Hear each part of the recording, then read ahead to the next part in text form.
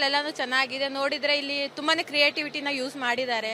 So ನೋಡ್ಬೋದು, flowers ಆಗಿರ್ಬೋದು, vegetables ಆಗಿರ್ಬೋದು, ಫ್ರೂಟ್ಸ್ ಆಗಿರ್ಬೋದು.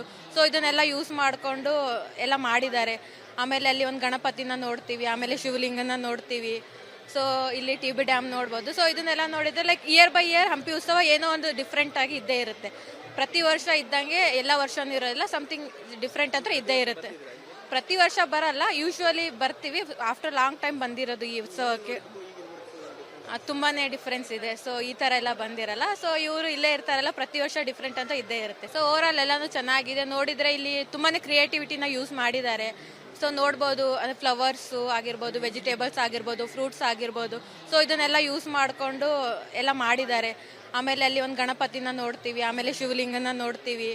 ಸೊ ಇಲ್ಲಿ ಟಿ.ಬಿ ಡ್ಯಾಮ್ ನೋಡ್ಬೋದು. ಸೊ ಇದನ್ನೆಲ್ಲ ನೋಡಿದ್ರೆ like year by year Hampi ಉತ್ಸವ ಏನೋ ಒಂದು ಡಿಫ್ರೆಂಟ್ ಆಗಿ ಇದ್ದೇ ಇರುತ್ತೆ. ಪ್ರತಿ ವರ್ಷ ಇದ್ದಂಗೆ ಎಲ್ಲ ವರ್ಷನೂ ಇರೋದಿಲ್ಲ, ಸಮಥಿಂಗ್ ಡಿಫ್ರೆಂಟ್ ಅಂತ ಇದ್ದೇ ಇರುತ್ತೆ. ಪ್ರತಿ ವರ್ಷ ಬರಲ್ಲ, ಯೂಶ್ವಲಿ ಬರ್ತೀವಿ. ಆಫ್ಟರ್ ಲಾಂಗ್ ಟೈಮ್ ಬಂದಿರೋದು ಈ ಉತ್ಸವಕ್ಕೆ. ತುಂಬಾನೇ ಡಿಫ್ರೆನ್ಸ್ ಇದೆ. ಸೊ ಈ ತರ ಎಲ್ಲ ಬಂದಿರಲ್ಲ. ಸೊ ಇವರು ಇಲ್ಲೇ ಇರ್ತಾರಲ್ಲ, ಪ್ರತಿ ವರ್ಷ ಡಿಫ್ರೆಂಟ್ ಅಂತ ಇದ್ದೇ ಇರುತ್ತೆ.